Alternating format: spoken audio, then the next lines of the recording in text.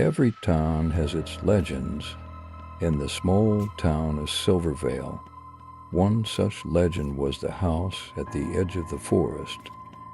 Old, dilapidated, steeped in secrets and time, it stood on top of a hill from where you could see the whole town.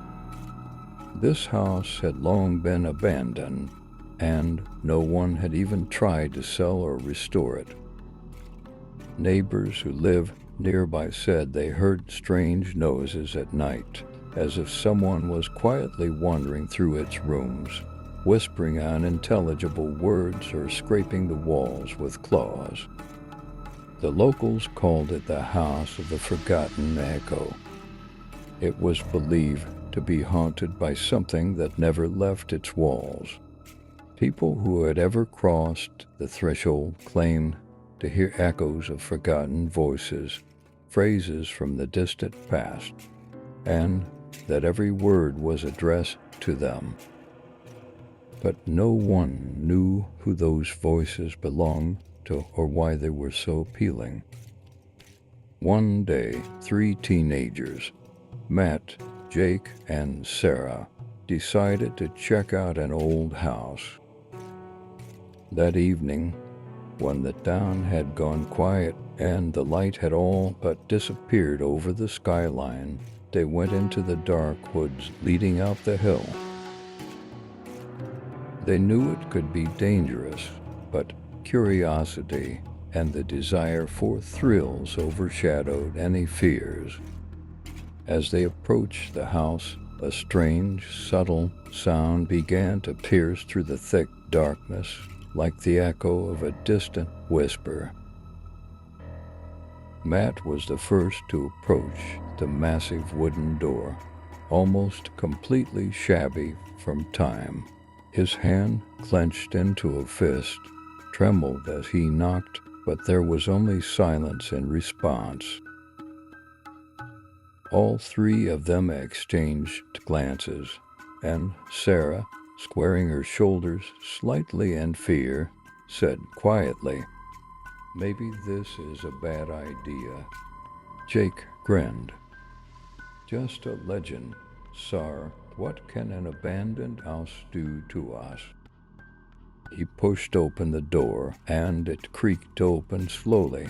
It was dark and damp inside, the smell of dust and decay wafting up to their noses, making them uncomfortable.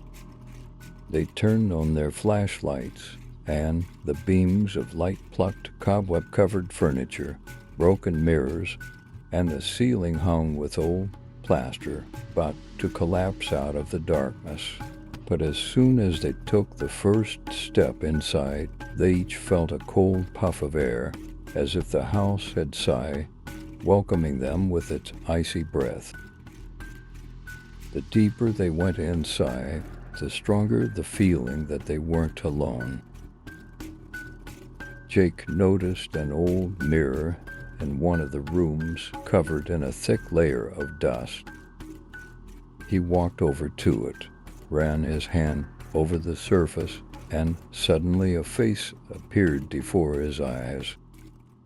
But it wasn't his reflection or one of his friends. It was the face of a pale, lifeless creature with empty eyes that didn't have a spark of life in them.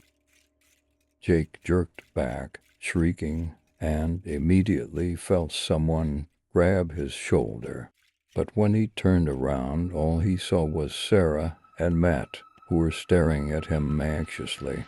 The fear was still on their faces, and he realized they'd seen the same thing. A strong sense of panic began to build, and they decided it was time to leave. But as they turned back, the whispers grew louder, almost drowning out their own footsteps. They sped up, and finally, almost on their way out, Sarah turned around and noticed a dark figure standing at the end of the hallway. It was the creature known as Grim Echo, a ghostly silhouette shrouded in darkness. It stood motionless, but its gaze penetrated souls, inspiring terror and powerlessness.